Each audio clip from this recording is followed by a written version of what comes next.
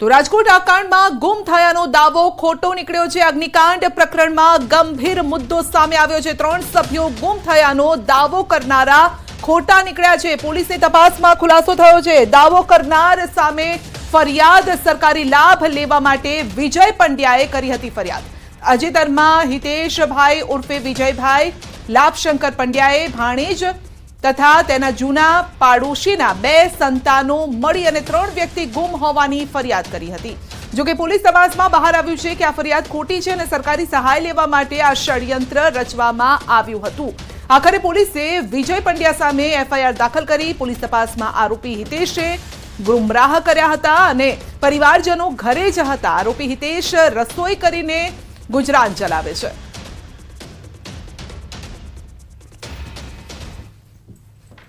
તો બુલેટિનમાં આગળ વધીશું નાનકડા બ્રેક બાદ।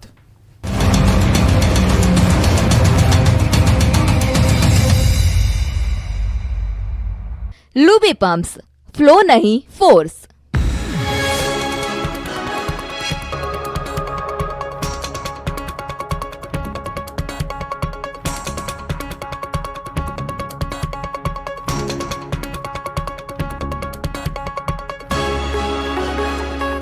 લુબી પમ્પ્સ, ફ્લો નહીં ફોર્સ। ચૂનો લગાવ્યો। ગીર સોમનાથના તાલાલા શહેરમાં એક જ્વેલર્સની દુકાનમાં મહિલાઓ દ્વારા ચોરીની ઘટનાને અંજામ આપવામાં આવ્યો। વેપારીની નજર ચૂકવીને મહિલાએ દાગીનાના બોક્સને થેલીમાં નાખ્યું। આ સમગ્ર ચોરીની ઘટના સીસીટીવીમાં કેદ થઈ। દ્રશ્યમાં જોઈ શકાય છે કે બુરખાધારી મહિલાઓ બાળકો સાથે એક સોનાની દુકાનમાં ખરીદીના નામે પ્રવેશે છે। બ્રિજ જ્વેલર્સના વેપારી સોનું બતાવવા માટે અંદર જાય છે ત્યારે વેપારીની નજર ચૂકવીને 3 મહિલાઓમાંથી એક મહિલાએ દુકાનમાં પડેલ સોનાના દાગીનાનું બોક્સ ઉઠાવી તેને થેલીમાં નાખી દીધું। 25 ગ્રામ સોનાની ચોરી કરી તે ફરાર થઈ। આ અંગે વેપારીએ તાલાલા પોલીસમાં ફરિયાદ નોંધાવી હતી। વેપારીનું કહેવું છે કે અંદાજે 25 ગ્રામ સોનું એટલે કે પોણા 2 લાખ રૂપિયાની કિંમતના દાગીનાની ચોરી કરવામાં આવી છે। ગુજરાતમાં સ્માર્ટ મીટર લઈને શહેર સંગ્રામ છેડાયેલો છે। સુરતથી લઈને અમદાવાદ સુધી વિરોધ ફાટી નીકળ્યો છે ત્યારે અમદાવાદના નરોડામાં વીજ કચેરીની ઓફિસ હાયના નારાઓથી ગુંજી ઉઠી। સ્માર્ટ મીટર નથી જોતાની ગુંજોથી ઓફિસ ગાજી હતી। નરોડાના સ્થાનિકોએ યુજીવીસીએલની ઓફિસમાં પહોંચી હાયના સૂત્રોચ્ચાર કર્યા હતા। જીઈબી હાયના નારા લગાવી વિરોધ કર્યો છે। વીજ કચેરીને ઘેરી લેતા વીજ કર્મચારીઓને પરસેવો છૂટી ગયો છે।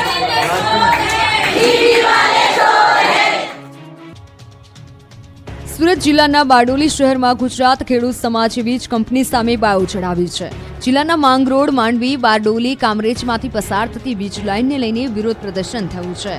વીજ કંપનીએ જમીન સંપાદન કર્યા વગર પોતાની જો હુકુમીથી ખેડૂતોના ઉભા પાકને નુકસાન કર્યું। વીજ લાઇનની કામગીરી શરૂ કરી દીધી હોવાનો આરોપ છે।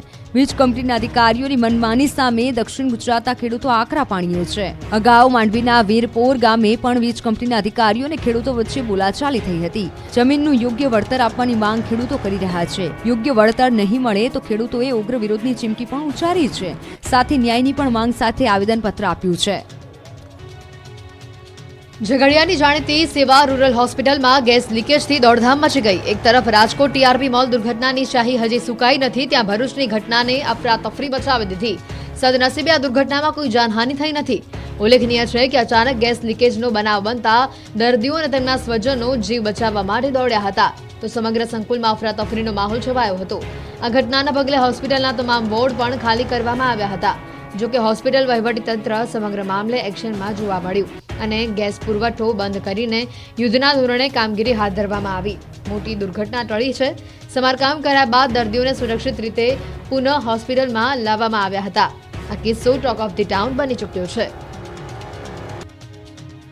મુંબઈના પાલઘરમાં માલગાડી પાટા પરથી ઉતરતા મુસાફરોને હાલાકી ભોગવવાનો વારો આવ્યો ત્યારે અમદાવાદથી મુંબઈ જતી અને મુંબઈથી અમદાવાદ જતી ટ્રેનો પર અસર પડી। કેટલીક ટ્રેનોને રોકવામાં આવી હતી તેમજ 3 ટ્રેનોને ડાયવર્ટ કરવામાં આવી। કલાકો બાદ પણ રેલવે વ્યવહાર શરૂ ન થતા મુસાફરોને હાલાકી ભોગવવાનો વારો આવ્યો। કેટલીક ટ્રેનો કેન્સલ કરવામાં આવી તો અનેક ટ્રેનો નિર્ધારિત સમય કરતા કલાકો મોડી ચાલી। મુંબઈથી અમદાવાદ લાઇન પર જતી ટ્રેનો 1 થી 4 કલાક મોડી ઉપડી। આથી વાપી અને વલસાડ રેલવે સ્ટેશન પર મુસાફરોએ આખી રાત ટ્રેનની રાહ જોઈને પસાર કરવી પડી હતી। જુઓ આ દ્રશ્યો, જ્યાં નજર કરો ત્યાં મહિલાઓ જ મહિલાઓ દેખાય। એક ઘર જોઈ લો, એક શેરી ફરી લો, પણ તમને આ ગામમાં ક્યાંય પુરુષ જોવા નહીં મળે। પુરુષ વગરના ગામની વાત છે સાબરકાંઠાના ગામડી ગામની, જ્યાં હિંમતનગર શામળાજી નેશનલ હાઈવે ગામડી ગામના યુવાનનું અકસ્માત બાદ મોત થતા ગામ લોકોએ રસ્તો રોકી વિરોધ પ્રદર્શન કર્યું.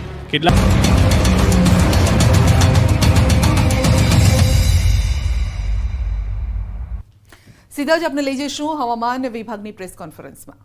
वो उसकी जो रेंज होगी डिक्रीज होने के लिए वो 1 से 2 डिग्री सेल्सियस के आसपास होगी. गुजरात में जो मानसून प्रोग्रेस की नॉर्मल डेट है वो 15 जून है. 15 जून के आसपास ही मानसून प्रोग्रेस होगा गुजरात रीजन के आसपास. आज फिशरमैन की कोई वार्निंग नहीं है और जो मतलब कोस्टल में विंड प्रिवेल करेगी वो wind mainly south westerly wind रहेगी. ठीक है. 2 दिन पहले मॉनसून की स्टार्ट हुई है गुजरात में 15 को स्टार्ट होगा 17 को रहेंगे. 15 जून का जो नॉर्मल डेट है उससे प्लस माइनस जो 5 दिन होते हैं ये कंसीडर करके मॉडल एरर के साथ चलते हैं जो गुजरात के ऊपर मानसून प्रोग्रेस होगा.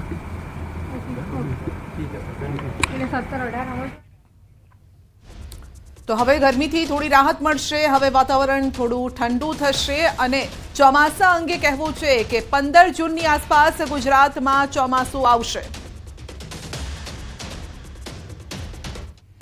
તો રાજકોટ અગ્નિકાંડ કેસમાં મહત્વના સમાચાર. એસઆઈટી વડા સુભાષ ત્રિવેદી પહોંચ્યા પોલીસ ભવન. રાજકોટ ફાયર ઓફિસર ઇલેશ ખેર પણ પહોંચ્યા. હાલમાં ફાયર ઓફિસર ઇલેશ ખેરની પૂછપરછ શરૂ કરવામાં આવી છે.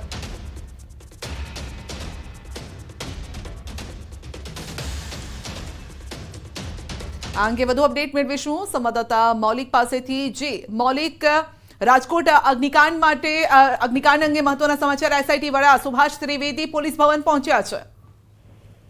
બિલકુલ સંધ્યા, જે રીતે વિગતો પ્રાપ્ત થયેલી છે કે 72 કલાકની અંદર એસઆઈટી વડા દ્વારા જે પ્રાથમિક રિપોર્ટ જે છે તે રાજ્ય સરકારને સોંપવાનો હતો તે સોંપાઈ ગયો છે અને ત્યારબાદ વિધિવત રીતે પૂછપરછ કરવા માટે અન્ય જે લોકો આ કાંડમાં સંડોવાયેલા છે અથવા તો ગેરકાયદેસર રીતે જેને પરમિશન આપી હતી ફન ઝોનની, તે ફન ઝોન અંગે પણ હવે તપાસ કરવા બાબતે વિવિધ લોકોના નિવેદન લેવામાં આવે છે.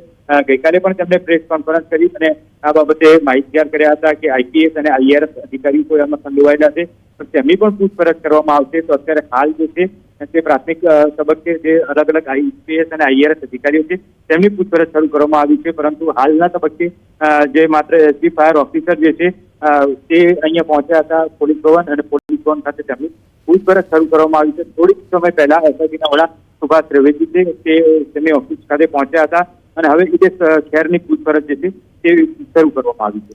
જી મૌલિક, આપનો આભાર.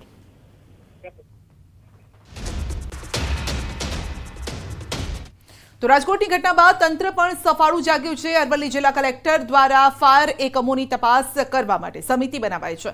મોડાસા પાલિકાના ચીફ ઓફિસરની સમિતિના અધ્યક્ષ તરીકે નિયુક્તિ કરી તપાસ ટીમ દ્વારા મોડાસા શહેરમાં મોલ, મલ્ટીપ્લેક્સ, ટ્યુશન ક્લાસ સહિત હોસ્પિટલમાં પણ તપાસ હાથ ધરાઈ છે. શહેરમાં 35 એકમોની ટીમ દ્વારા ચેકિંગ કરી ફાયર સેફટી વગર ચાલતા ટ્યુશન ક્લાસને નોટિસ આપી આગળની કાર્યવાહી પણ હાથ ધરવામાં આવી છે.